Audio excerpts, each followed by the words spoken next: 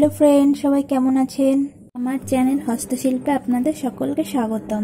বন্ধুরা, মশলা খাবার তো আমরা সকলেই বাড়িতে রান্না করি বা খাই, কিন্তু আমার এই রেসিপিটি কোনো রকম মশলা ছাড়াই তৈরি, যেটি কোনো সুস্থ বা অসুস্থ ব্যক্তির পুষ্টিকর রেসিপি। বিশেষত সুগার পেশেন্টদের জন্য এটি খুবই স্বাস্থ্যকর একটি রেসিপি।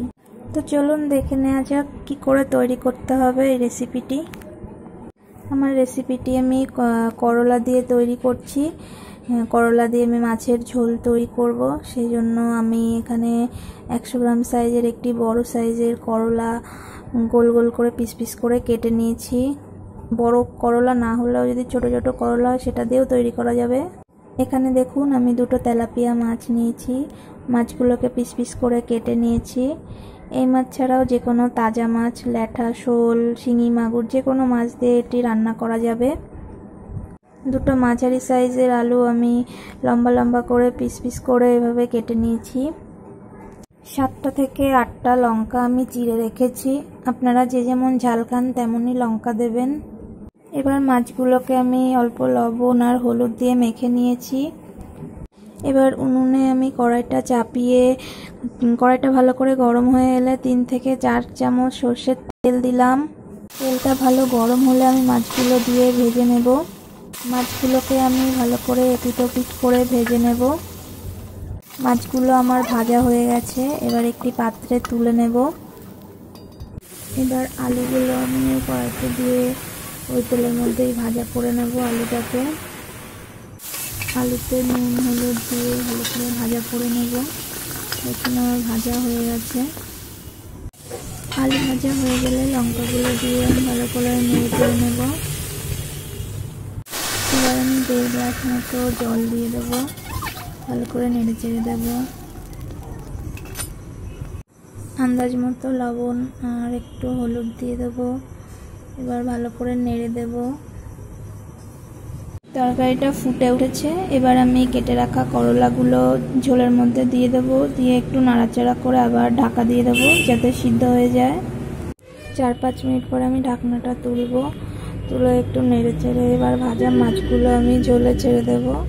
দিয়ে নেড়ে চেড়ে আবার একটু ঢাকা দিয়ে দেব যাতে তরকারিটা ভালো করে সিদ্ধ হয়।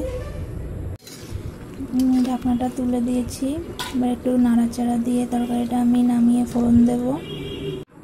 একটা গামলায় আমি তরকারিটা ঢেলে নিয়েছি। এবার কড়াতে আমি 2 থেকে 3 চামচ সর্ষের তেল দিয়ে ভালো করে গরম করে নেব। তেলটা গরম হয়ে এলে আমি সামান্য কিছু রাঁধুনি ফোড়ন দেব। রাঁধুনিটা একটু চিটপিট করলে একটু আমি নেড়ে চেড়ে তরকারিটা ঢেলে দেবো তেলের ওপর। আস্তে করে ঢালতে হবে, না হলে গায়ে ছেটাতে পারে। তরকারিটা ঢেলে আমি একটু নাড়াচাড়া দিয়ে নেব। তারপরে আমি তরকারিটাকে নামিয়ে দেব। তো আপনারা গরম গরম ভাতের সঙ্গে এটা খেয়ে দেখতে পারেন। খুবই পুষ্টিকর একটা খাবার। আশা করি আপনাদের ভালোই লাগবে। আমার রান্না পুরো কমপ্লিট। এবার রান্নাটা নামাতে হবে। তো আমার রান্নাটা হয়ে গেছে। আমি এবার একটা পাত্রে তরকারিটা নামিয়ে নিচ্ছি। তো দেখুন আমার রান্না পুরোপুরি কমপ্লিট হয়ে গেছে। কোনো বাটা মশলা ছাড়াই জাস্ট লঙ্কা চিড়ে সামান্য একটু তেল দিয়ে আমি রান্না করেছি তাজা মাছ দিয়ে। আপনারা যে কোনো তাজা মাছ দিয়ে রান্না করতে পারেন। তো এটি যে কোনো সুস্থ বা অসুস্থ মানুষের জন্য খুবই উপকারী একটি পুষ্টিকর রান্না। আর সুগার পেশেন্টদের জন্য করলা দিয়ে তৈরি এটি খুবই একটি উপকারী রেসিপি। আর হ্যাঁ, রেসিপিটা কিন্তু একটু তিতো লাগবে না, যেহেতু এটা মাছ দিয়ে আমি তৈরি করেছি। আমার রেসিপিটি যদি ভালো লাগে তাহলে অবশ্যই লাইক করবেন। রেসিপিটি কেমন হয়েছে কমেন্ট বক্সে জানাবেন। আর ভালো লাগলে শেয়ার করবেন। আর আমার চ্যানেলটিকে সাবস্ক্রাইব করবেন।